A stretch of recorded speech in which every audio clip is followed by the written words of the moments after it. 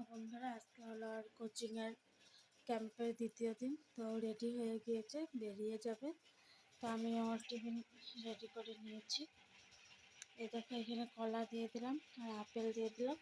এখন বাজে হলো 5টা 20। আর এদিকে জলও রেডি করা হয়ে গিয়েছে। তো চলো ওকে দিয়ে আসি।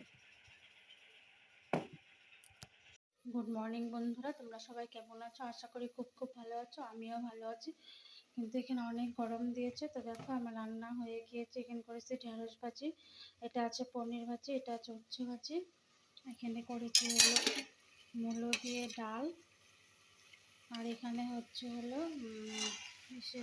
কী বলে ঝিঙ্গে আলুর চচ্চড়ি। তো দেখো এখানে কিন্তু অনেক রোদ্র উঠেছে। এখন বাজে হলো 8টা। এই দেখো ওয়েদার, অনেক রোদ্র উঠেছে।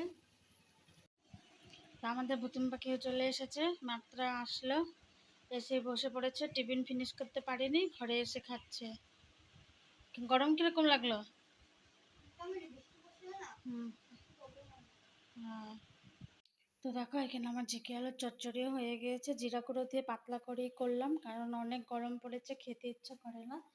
আর এখানে তোমাদের দাদা ভাইয়ের জন্য ভাত রেডি করে নিয়েছি, ভাত, ঢেঁড়স ভাজি, তিতা করলা ভাজি, আর এখানে করলাম, এখানে দিলাম হলো পনির ভাজি।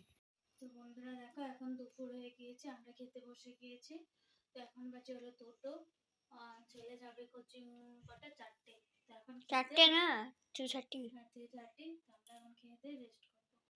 তো দেখো এখন বাজে হলো 3:30। এখন আবার যাচ্ছে হলো কোচিং। রোদ বাজে, গরম, রোদে বেরোনোই যাচ্ছে না। কি করে যে দৌড়াবে, কি করে খেলবে, একমাত্র ভগবানই জানে।